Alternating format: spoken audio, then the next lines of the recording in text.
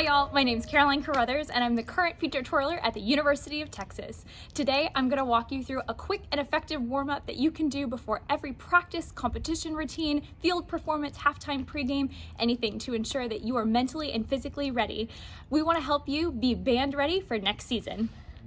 So I want to give you just a little bit of background about why I like to do this warm-up routine before every type of performance that I do, whether it's practice or I'm about to go out there for halftime or pregame. The reason is because whenever you are getting yourself ready and you mimic your practice the best that you can for your performances, you are mentally checked in and ready to go. That helps you feel that much more relaxed before each performance, and that's one of the best things I could have taken away from mental management. So just by that consistency, that's going to allow your mind and your body to feel like, okay, I'm doing this, I've done this a million times, what's one more time? And that performance shouldn't feel that much different than practice. So like I said before, this is going to be mostly a twirling warm-up, so make sure that you are stretching and you're doing all of that to take care of your body beforehand. But like I said, please take this, make it your own, whatever type of warm-up you like, but this is the way that I like to do it, and please feel free to adapt it as needed. So we're going to start off with just a few wrist twirls. And I like to do this just to warm up my wrist, my forearm, and get myself ready to do some of those thumb flips and high tosses. I typically do about 5 or so on each hand, and then I like to do 5 flourishes or flashes, 4, 5, and then go reverse. 1, 2, 3, 4, and 5. Now whatever you do on the right hand, you should also be able to do on the left, so we're gonna mimic that. 1, 2, 3, 4, 5, now flashes. 1, 2, 3, 4, 5, and reverse. This really gets that arm and shoulder ready to go. Now we're gonna start with our thumb flips. We wanna make sure we have proper technique on every thumb flip that we do. I start off with 10 on that right hand. 1, 2, 3, 4, 5, 6, 7, 8, 9, 10. On 11, I toss to my left hand. Now I do 10 backhand flips. 1, 2, 3, 4, 5, 6, 7, 8, 9, 10. On the 11th one, flip back to my right hand. Make sure you're looking for that middle of that baton on each toss and catch. Now I like to alternate to get both hands activated. 1, 2, 3, 4, 5, 6, 7, 8, 9, 10. Again, that just helps my hand-eye coordination, get my mind and body ready to go. Now we're gonna do the exact same thing on that left side. 1, 2, 3, 4, 5, 6, 7, 8, 9, 10. Flip to that right hand actually. Backhands. 4, 5, 6, 7, 8, 9, 10. Flip to that left hand and let's alternate. 3, 4, 5, 6, 7, 8, 9, 10.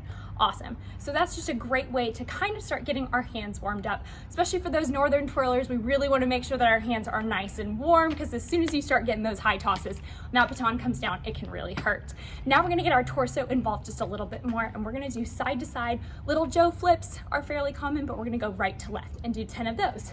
1, 2, 3, 4, 5, 6, 7, 8, 9, and 10. Again, really want to focus on control, keeping those elbows in. Now we're going to work on variety of catches. This is when it gets a little interesting, a little fun. If you have a drop in there every once in a while, it's okay. Give yourself some grace. Now we're going to do backhands. Flip, catch backhand, open hand, catch left.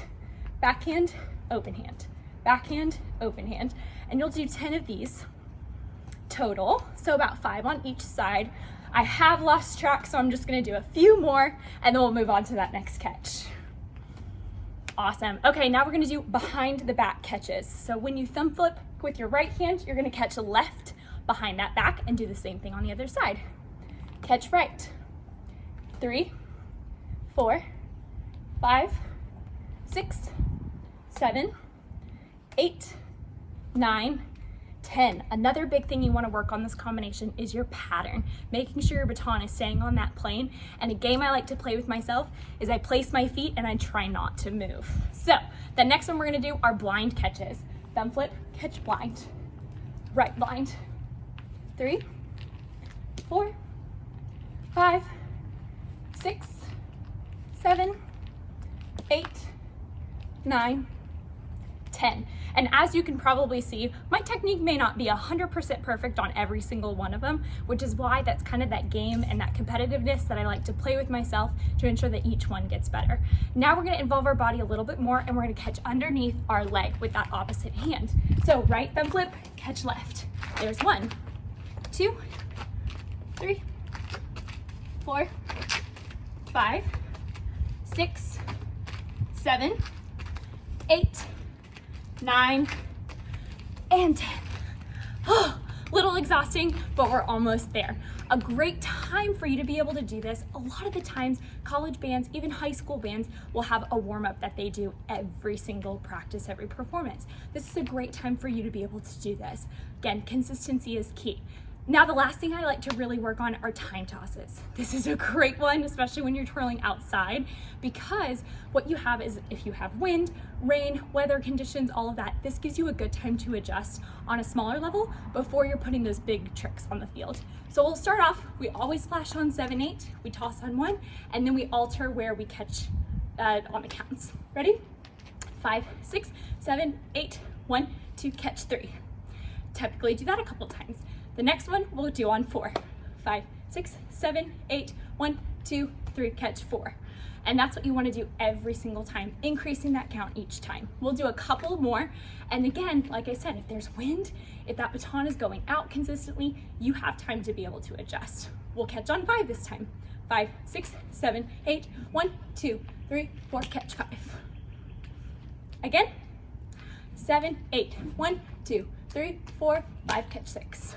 A little bit behind because I'm counting as we're talking, but you probably get the idea. I typically like to go up to catching either on 7 or catching on 8. I really hope that y'all have enjoyed this warm-up. Again, consistency is key. Take it, make it your own, implement it before every practice performance.